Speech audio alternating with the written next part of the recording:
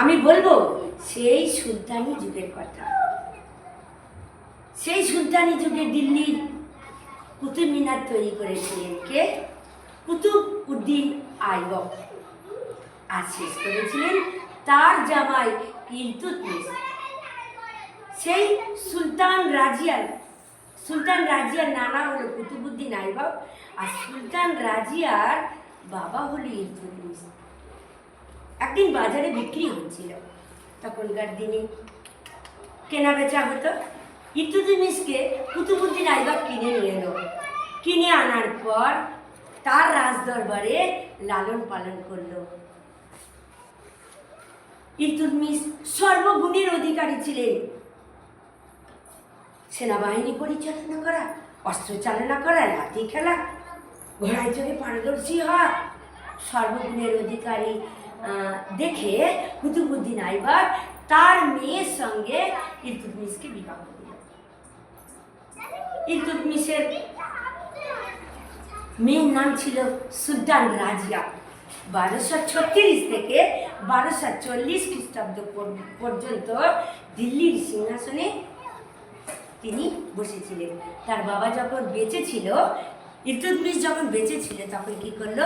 তার জীবদ্দশায় তার জ্যৈষ্ঠ পুত্র, প্রথম পুত্র রুকনউদ্দিন ফিরোজ শাহ তিনি মারা গেলেন। তখন দেখছি ইলতুৎমিশ যে আমার রাজকার্য কে পরিচালনা করবে? প্রথম ছেলে তো মারাই গেল। তখন কি করলো? দুটো ছেলে আছে, তারা অকর্মণ্য এবং অপদার্থ, বিলাসবহুলে মত্ত। তাই ইলতুৎমিশ ধার্য করে গেল যে আমার রাজিয়া, সুলতান রাজিয়া, আমি দিল্লির সিংহাসনে বসবে। তাই করে গেল। দিল্লির সিংহাসনে যখন বসলো সুলতান রাজিয়া ছিলেন অতি সুদর্শন, দক্ষ, পারদর্শিতা, অশ্বারোহিণী, ঘোড়ায় চড়ে পারদর্শী হওয়া, অস্ত্র চালনা, তরবারি চালনা, প্রকাশ্যে রাজ দরবারে তিনি চলে যেতেন।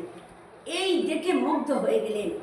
তিনি রাজকার্য পরিচালনা করছেন, এমতো অবস্থায় ইয়াকুত খানের হাতে সমস্ত দায়িত্ব তুলে দিল।